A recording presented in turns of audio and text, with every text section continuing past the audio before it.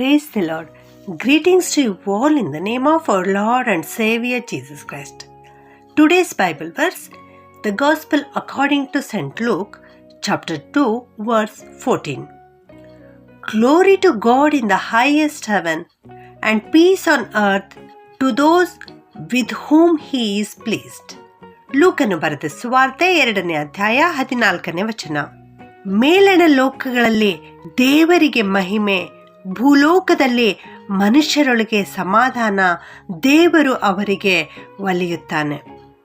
2000 ವರ್ಷಗಳ ಹಿಂದೆ ನಮ್ಮ ಯೇಸು ಸ್ವಾಮಿ ಮಗುವಾಗಿ ಈ ಲೋಕದಲ್ಲಿ ಜನಿಸಿ ಬಂದಾಗ ದೇವದೂತರು ದೇವರನ್ನು ಕೊಂಡಾಡ್ತಾ ಇದ್ದಾರೆ. ಯೇಸು ಸ್ವಾಮಿ ಹುಟ್ಟಿರ್ತಕ್ಕಂಥ ಈ ಶುಭ ಸಮಾಚಾರವನ್ನ ಮೊಟ್ಟ ಮೊದಲಿಗೆ ಕುರುಬರಿಗೆ ಸಾರಿ ತಿಳಿಸಲಿಕ್ಕೆ ದೇವದೂತರು ಇಳಿದು ಬಂದಿದ್ದಾರೆ ಪ್ರಿಯರೇ.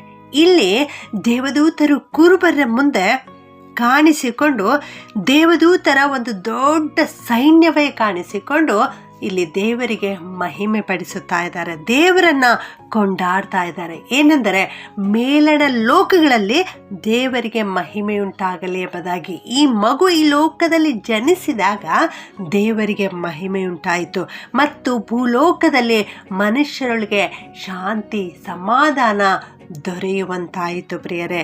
ಹೌದು, ಯಾರಲ್ಲಿ ಈ ಸಮಾಧಾನವನ್ನು ದೇವರು ಕೊಡ್ತಾರಂದರೆ, ಯಾರನ್ನು ದೇವರು ಇಷ್ಟಪಡುತ್ತಾರೋ, ಯಾರನ್ನು ದೇವರು ಒಲಿಯುತ್ತಾರೋ, ಯಾರ ಹೃದಯದಲ್ಲಿ ದೇವರಿಗಾಗಿ ಪ್ರೀತಿ ಇದೆಯೋ ಅಂಥವರ ಹೃದಯದಲ್ಲಿ ದೇವರು ಶಾಂತಿಯನ್ನು, ಸಮಾಧಾನವನ್ನು ಕೊಡಲಿ ಎಂಬುದಾಗಿ ಆ ದೇವದೂತರು ಹಾರೈಸುತ್ತಾ ಇಲ್ಲಿ ದೇವರನ್ನು ಕೊಂಡಾಡ್ತಾ ಇದ್ದಾರೆ.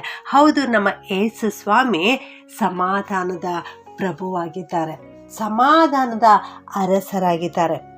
ನಮ್ಮ ಯೇಸು ಸ್ವಾಮಿ ಹುಟ್ಟುವುದಕ್ಕಿಂತ ಮೊದಲೇ ದೇವರು ಯೆಶಾಯ ಪ್ರವಾದಿಯ ಮೂಲಕವಾಗಿ ಪ್ರವಾದನೆಯನ್ನು ನುಡಿದಿದ್ದರು. ಒಬ್ಬ ಕನ್ನಿಕೆ ಮಗನನ್ನ ಹಡೆಯುವಳು, ಆ ಮಗುವಿನ ಹೆಸರೇ ಸಮಾಧಾನದ ಪ್ರಭು ಎಂಬುದಾಗಿ. ಯೇಸು ಸ್ವಾಮಿ ಹುಟ್ಟುವುದಕ್ಕಿಂತ ಮೊದಲೇ ಈ ಹೆಸರು ಸೂಚಿಸಲ್ಪಟ್ಟಿತ್ತು. ನಮ್ಮ ಯೇಸು ಸ್ವಾಮಿ ಸಮಾಧಾನದ ಪ್ರಭುವಾಗಿದ್ದಾರೆ. ಎಫೆಸ 2:14 ನಾವು ನೋಡುತ್ತೇವೆ, ಆತನೇ ನಮಗೆ ಸಮಾಧಾನ ಕರ್ತೃವಾಗಿದ್ದಾನೆ ಎಂಬುದಾಗಿ. ಸಮಾಧಾನವನ್ನು ಉಂಟು ಮಾಡುವಾತನು ಆತನೇ ಆಗಿದ್ದಾನೆ, ಸಮಾಧಾನವನ್ನು ಸೃಷ್ಟಿಸುವಾತನು ಆತನೇ ಆಗಿದ್ದಾನೆ. ಹೌದು, ನಮ್ಮ ದೇವರು ಸಮಾಧಾನವನ್ನು ಕೊಡುವಂಥ ದೇವರು.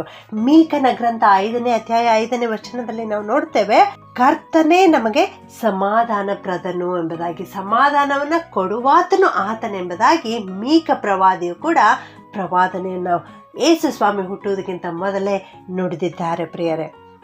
ಕೊಲಸ್ಸೆ 3:15 ನಾವು ನೋಡುತ್ತೇವೆ, ಕ್ರಿಸ್ತೇಸುವಿನಿಂದಲೇ ನಮಗೆ ಸಮಾಧಾನ ದೊರೆಯುತ್ತದೆ ಎಂಬುದಾಗಿ. ಹೌದು, ಈ ಲೋಕದಲ್ಲಿ ಎಲ್ಲಿಯೂ ನಮಗೆ ಸಮಾಧಾನ ದೊರೆಯುವುದಿಲ್ಲ, ಶಾಂತಿ ದೊರೆಯುವುದಿಲ್ಲ. ಆದರೆ ಕ್ರಿಸ್ತೇಸುವಿನಿಂದ ಮಾತ್ರ ನಮಗೆ ಸಮಾಧಾನ ದೊರೆಯುವಂಥದ್ದಾಗಿದೆ ಪ್ರಿಯರೇ. ಯೇಸು ಸ್ವಾಮಿ ಈ ಲೋಕದಲ್ಲಿ ಜನಿಸಿ ಬಂದಾಗ ತನ್ನ ಶಿಷ್ಯರಿಗೆ ಅನೇಕ ಮಾತುಗಳನ್ನು ಹೇಳಿದ್ದಾರೆ. ಅಲ್ಲಲ್ಲಿ ಓಡಾಡಿದ್ದಾರೆ, ಆರೋಗ್ಯವಿಲ್ಲದವರಿಗೆ ಆರೋಗ್ಯವನ್ನು ಕೊಟ್ಟಿದ್ದಾರೆ, ಹಸಿವೆಯಾದವರಿಗೆ ಉಣಬಡಿಸಿದ್ದಾರೆ, ಸತ್ತಂತವರನ್ನ ಎಬ್ಬಿಸಿದ್ದಾರೆ. ಆ ಒಂದು ಸಂದರ್ಭದಲ್ಲಿ ಯೇಸು ಸ್ವಾಮಿ ಒಂದು ಮಾತನ್ನು ಹೇಳಿದ್ದಾರೆ.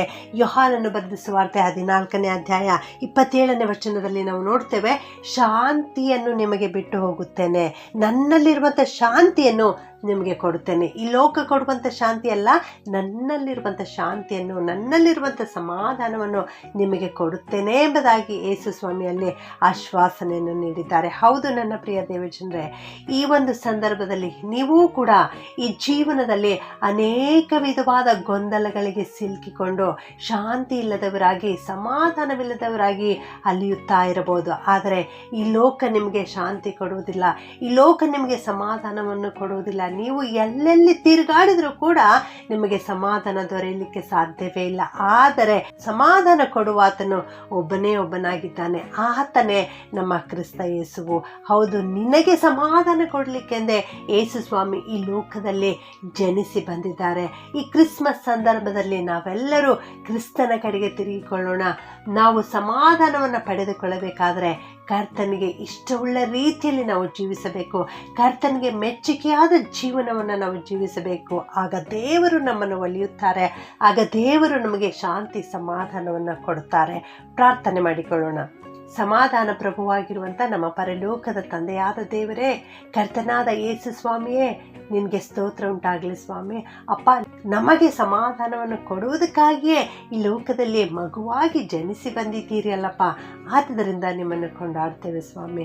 ಹೌದು ಕರ್ತನೆ, ಅಂದು ದೇವದೂತರು ನಿಮ್ಮನ್ನು ಕೊಂಡಾಡಿರುವಂತಹ ವಾಕ್ಯವನ್ನು ನಮಗೆ ಇವತ್ತು ಕಲಿಸಿಕೊಟ್ಟದಕ್ಕಾಗಿ ಸ್ತೋತ್ರಪ್ಪ. ಭೂಲೋಕದಲ್ಲಿ ಮನುಷ್ಯರೊಳಗೆ ಸಮಾಧಾನ ಎಂಬುದಾಗಿ ಅವರು ನಿನ್ನ ಹಾಡಿ ಕೊಂಡಾಡಿದ ಹಾಗೆ ದೇವ, ನೀನು ಮಾತ್ರ ನಮಗೆ ಸಮಾಧಾನವನ್ನು ಕೊಡುವಾತನಪ್ಪ. ಈ ವಾಕ್ಯ ಕೇಳಿಸಿಕೊಳ್ಳುತ್ತಿರುವ ಪ್ರತಿಯೊಬ್ಬೊಬ್ಬರನ್ನು ಆಶೀರ್ವಾದ ಮಾಡು ಸ್ವಾಮಿ. ಅಪ್ಪ, ಸಮಾಧಾನದ ಕರ್ತೃವು ನೀನಾಗಿದ್ದುಕೊಂಡು ಇವರ ಜೀವಿತದಲ್ಲಿ ಇಳಿದು ಬಂದು ಸಮಾಧಾನವನ್ನು ಅನುಗ್ರಹಿಸು ಎಂಬುದಾಗಿ ಪ್ರಾರ್ಥನೆ ಮಾಡುತ್ತೇವೆ ಸ್ವಾಮಿ. ಅಪ್ಪ, ಇವರಲ್ಲಿ ಅನೇಕರು ಸಮಾಧಾನವೇ ಇಲ್ಲದಾಗಿ ಅಲಿಯುತ್ತಾ ಇದ್ದಾರೆ ಕರ್ತನೆ. ಅವರನ್ನು ಸಂತೈಸು, ಅವರಿಗೆ ಸಮಾಧಾನವನ್ನು ಕೊಡು, ಅವರನ್ನು ಆಶೀರ್ವಾದ ಮಾಡು. ಎಂದೆಂದಿಗೂ ಅವರ ಜೊತೆಗಿದ್ದು ನಡೆಸಬೇಕಾಗಿ ಯೇಸುವಿನ ನಾಮದಲ್ಲಿ ಪ್ರಾರ್ಥಿಸುತ್ತೇನೆ ತಂದೆಯೇ. ಆಮೇಲೆ.